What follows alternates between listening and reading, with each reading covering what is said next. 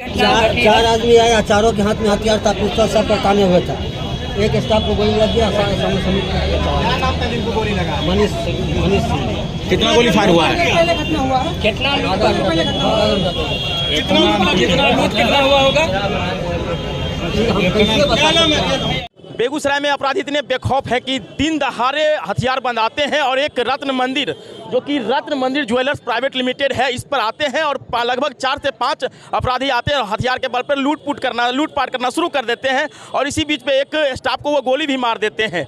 जिस जगह पे यह दुकान है, यहाँ पे आम पब्लिक यानी कि पैदल भी चलते हैं तो जाम का नज़ारा देखने को मिलता है, लेकिन जिस तरह से यहाँ पे जो दिन दहाड़े लगभग 12-12:30 बजे के लगभग जो अपराधी आते हैं हथियारबंद और इस रत्न मंदिर में लूटपाट करने लगते हैं। जगह है, ये GD कॉलेज मिरगंज का रास्ता है जी। ये तो सारी गलत है। पब्लिक सिस्टम में जाकर गोली मारता है और ज्वेलर्स वाले को ज़्यादा टारगेट करता है। लगातार जो है व्यवसायियों को अपराधी टारगेट करते हैं। यहाँ के पुलिस वालों को थोड़ा सा सख्त जरूरी है, उनको चौकीदारी करने के लिए, और ये सब पर पाबंदी लगाया जाएगा। क्या लगता है कि प्रशासनिक व्यवस्था सही नहीं है बेगूसराय? जी बिल्कुल सही नहीं है। आज के ज़माने में देख लिया जाए तो कुछ नहीं सही है।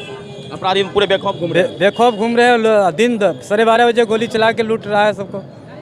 क्या कहेंगे भैया इस पर? मामला तो बहुत गंभीर है। मामला गंभीर बहुत ही। आप सोच लीजिए, जो प्रशासन अपना सुरक्षा नहीं कर पा रहा है तो पब्लिक सुरक्षा कैसे कर पाएगी? कल का परसों का आप उदाहरण खुद देख लिए होंगे। व्यवसाय क्या कहते हैं, शराब कारोबारी देखे ही थे कि ऐसे को कुचल करके मार दिया।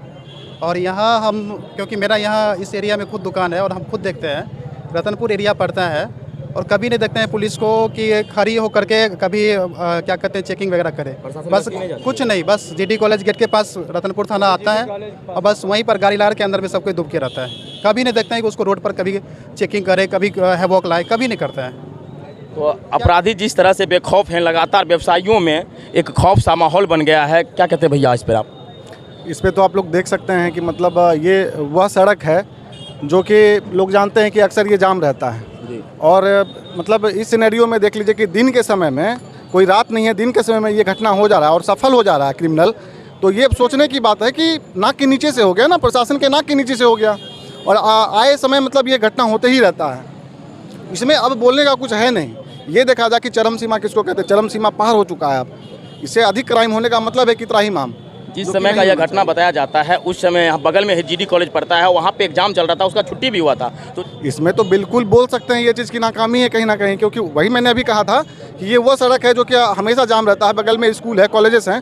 तो ये देखने की बात है कि भाई यहाँ पे कैसे सफल हो जाता है अपराधी, आखिर क्या मिली भगत है, क्या बात है ऐसा जो कि मतलब सफल हो जाते हैं अपराधी। भाई विफल भी हो सकते थे, यहाँ पे प्रशासन के लोग हैं, प्रशासन है तो विफल हो सकते थे, लेकिन लगातार व्यवसायियों पर एक टारगेट किया जाता है।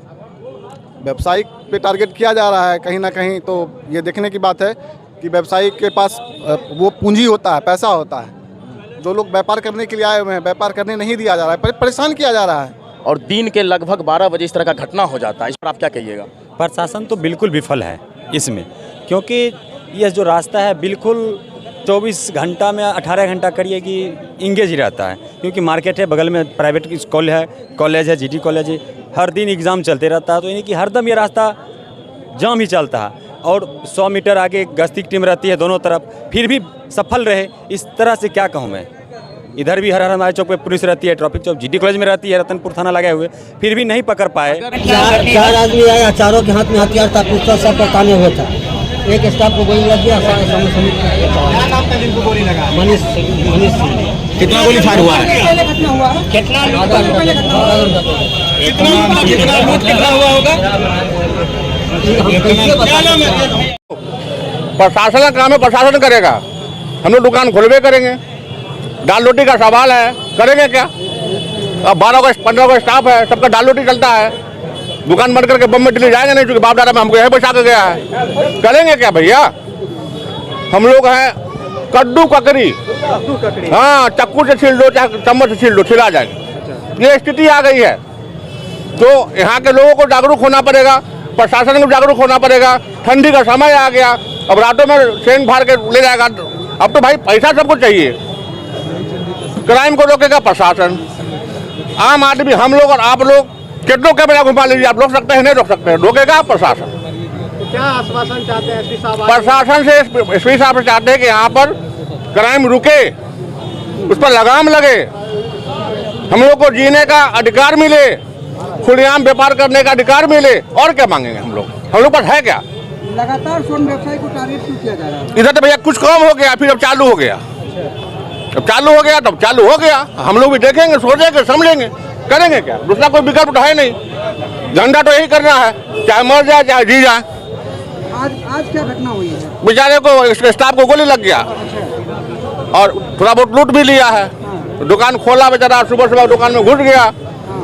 क्या कीजिएगा? कहे तो बेगूसराय है, ये बेगूसराय की धरती है। कुछ जानकारी मिला कितने संख्या में था कि लूटपाट? 5 गो लड़का था, 2 बाइक पर। कितने बजे घटना हुई थी? बस 12 साढ़े 12 दुकान खुला, घुस गया। पहचान में नहीं आया क्या? अब फुटेज एसपी साहब देख रहे हैं।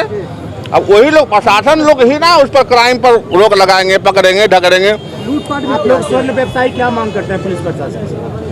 हम लोग को सहयोग करे, यहाँ पर जो क्राइम हो रहा है उस पर लगाम लगावे, गिरफ्तार करे, बेल नहीं होने दे। पकड़ा जाता है 2 महीने में जाकर बेल हो जाता है, क्या कीजिएगा? अच्छा, लूटपाट भी किया है क्या? हाँ भाई, वो आया था चुम्मा लेने के लिए क्या? ये अपराधी बेखौफ हैं।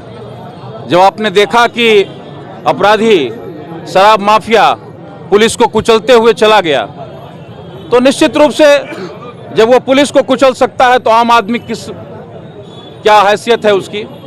और आज की घटना का सबसे बुरा पहलू ये है कि जो ये सड़क है वो सबसे व्यस्तम है, और इस व्यस्तम सड़क में अपराधी आते हैं, हथियार के बल पर आते हैं, गोली चलाते हैं, लूटकर चले जाते हैं। तो ये तो प्रशासन के लिए सबसे बड़ी चुनौती है।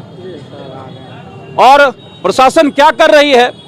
आज जिस सड़क पर चलना मुश्किल है उस पर अपराधी बेखौफ रूप से आ रहे हैं। इसीलिए प्रशासन की चुनौती है, या जिला प्रशासन बताए कि आम लोग कैसे रहेंगे, आम लोगों की सुरक्षा कैसे होगी, यहाँ पर लोग कारोबार कैसे करेगा, व्यवसायी कैसे रहेगा। और जो जंगल राज में पहले होता था कि व्यवसायी पर खौफ करके व्यवसायी भाग जाते थे, हमें लगता है कि बेगूसराय में वही स्थिति आ गई है कि लोग यहाँ व्यवसाय छोड़कर भागेंगे। लेकिन इसका मुकम्मल मुकाबला किया जाएगा। हम पुलिस के बल पर जीने वाले लोग नहीं हैं। पुलिस अपना काम करे, अपराधियों को पकड़े, लेकिन पुलिस यदि अपनी हाथ उठा देगी तो जनता भी इसके मुकम्मल तैयारी के लिए तैयार है। अपराधियों को बेखौफ होने के लिए हम बेगूसराय की धरती पर नहीं देंगे, और जो आम लोग हैं, जो व्यवसायी हैं, उनको भी इस तरह से गोली लगने और मरने नहीं देंगे। इसलिए पहले जिला प्रशासन ये तय करे कि दिन दहाड़े अपराधी बेगूसराय शहर में घूमेगा या उसके घूमने पर पाबंदी लगेगी। यदि जिला प्रशासन कहेगा कि हम निकम्मे हैं, हम हाथ उठाते हैं, तो फिर जनता तय करेगी कि हमें जीने के लिए कौन सा रास्ता अख्तियार करना होगा। आज दोपहर में 12:30 बजे रतनपुर पुलिस स्टेशन को एक सूचना मिली कि हर हर महादेव चौक के पास एक रत्ना मंदिर नाम की आभूषणों की दुकान है। वहाँ कुछ अपराधी आए थे, उन्होंने लूट करने की कोशिश की है। और सूचना मिलने के 10 मिनट के अंदर रतनपुर SHO, SDPO सदर और मैं खुद घटनास्थल पर पहुँच गए थे। हमने दुकान के जो ओनर है उनसे जाके बात की है। जांच पड़ताल में ये पता चला है कि 4 से 5 की संख्या में अपराधी थे जो अंदर गए थे। उसमें से 2 अपराधी पहले ग्राहक बन के गए, काफ़ी देर तक वो लोग सामान खरीदने की बात करते रहे, और उसके बाद उन लोगों ने जो काउंटर पे ज्वेलरी रखी थी उसका एक हिस्सा निकाल के एक बैग में रखा है। इसी दौरान जो दुकान का अलार्म सिस्टम है वो एक्टिवेट हो गया और अपराधी जो है वो घबरा गए। इसी क्रम में जो दुकान का एक स्टाफ था जो ज्वेलरी दिखाता था, उसने विरोध किया तो इन लोगों ने उसके पेट में गोली मार दी। उसको तुरंत इलाज के लिए ले जाया गया है, सदर अस्पताल में उसका इलाज अभी चल रहा है। अब पूरे मामले की जांच पड़ताल में हम लोगों ने जो CCTV कैमरे वहाँ लगे हैं उसका विश्लेषण किया है, और उसमें से काफ़ी इंपॉर्टेंट एविडेंस पुलिस को मिले हैं। पूरे मामले के जल्द उद्भेदन के लिए SDPO सदर के नेतृत्व में मैंने एक टीम का गठन किया है। हाल फिलहाल में जितना भी अपराधी इस प्रकार के जेल पे बेल पे बाहर निकले हैं उनका हम लोग सत्यापन भी करा रहे हैं। अब फुटेज का जो एनालिसिस है वो भी अभी चल रहा है। एक विशेष टीम का गठित किया गया है इसमें, और हम लोग इस मामले में जो भी दोषी है सबकी जल्द से जल्द शिनाख्त करके गिरफ्तारी करेंगे। सर कितने की लूट हुई है, क्या कुछ देखिए, हमने दुकान के ओनर से बात की है, वो अभी अपना स्टेटमेंट लिख के देंगे, और जब लिख के देंगे उसी के आधार पे FIR दर्ज होगी, और कितना उनका सामान गया है वो उसी के बाद पता चलेगा। तो वो अभी जांच का विषय है। गोली भी लगी है सर? हाँ, मैंने आपको बताया कि दुकान का एक स्टाफ था। अब देखिए, ये पता किया अभी जा रहा है। अभी प्रथम दृष्टि जो जानकारी है, उसकी उम्र कितनी थी? देखिए, उम्र जो है अभी फुटेज का विश्लेषण किया जा रहा है, वो देखने के बाद ही एग्जैक्टली कह पाएंगे। लेकिन जो फुटेज है वहाँ से हम लोग को इम्पोर्टेंट एविडेंस मिले हैं और टीम जो है हमारी विशेष टीम वो इस पर लगी है और बहुत जल्द इस मामले का उद्भेदन किया जाएगा।